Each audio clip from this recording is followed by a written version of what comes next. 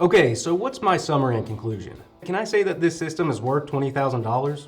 Well, I ended up with two different opinions on this, and I'm not going off of the data here, it's just me living in the house. My first opinion was it was just kind of lackluster. And the reason for that is the major improvements that I saw was I was able to get an extra hour of deep sleep at night. And that's because when the AC came on at night, it would wake me up sometimes. And that's because I could hear the doorknob rattle along with the door butting up to the door jamb. And not only that, on the cooler nights when the system wouldn't cycle very often, sometimes it would go from 2.5 to 3.5 hours without cycling. I would end up waking up sweating.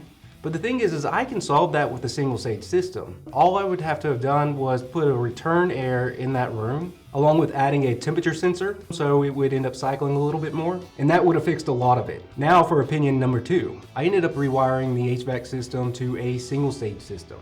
And you're only supposed to do this for emergency purposes only. For instance, if you have a bad thermostat and it's the weekend and all the supply houses are closed, then you would do something like this to get you through the weekend. And I was running it this way just for some more tests, and let me tell you, I hated it. Because one of the things I didn't realize as the system was performing as a fully variable was I never thought about my air conditioner. And I think that's where some of the lackluster comes in. After I rewired it, I realized I was thinking about my AC at least 5 to 6 times a day. And then I began to realize I always did even before I was in HVAC. I ended up... The AC. Can never not think about it.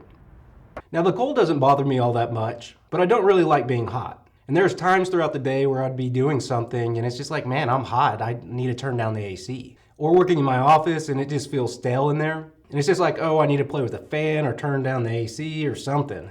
And I never asked my wife what she thought about the matter because if she doesn't bring it up, obviously it's not important enough for her to want it in her life. She's already asked me 3 different times to rewire the system back up to the way that it was. And the reason why she wants it that way is a little bit different from me. She hates being cold.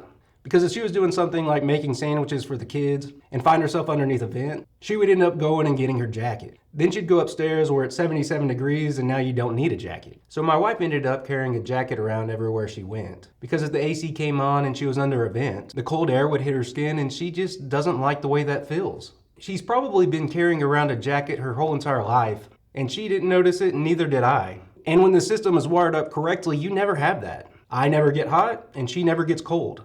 It's almost like the temperatures just saturate everything where everything just feels good. And I basically never have to think about the AC. Now we'll find out later as things cool off how it does with heating. But from the cooling side of the equation, it actually had a lot bigger impact than I realized. So my opinion now has changed from lackluster to this is pretty impressive. And going back to the question, is a $20,000 system worth it? And my answer is, if it makes financial sense, yes. It's just nice having everything perfect all the time and never thinking about your AC. That being said, there are quite a few more improvements that I can make to get the system to perform a whole lot better. I got a lot more videos coming to see how much better we can make things, along with pushing it outside of factory spec. I hope you enjoyed this video. Please like and subscribe. Until next time, have a good one.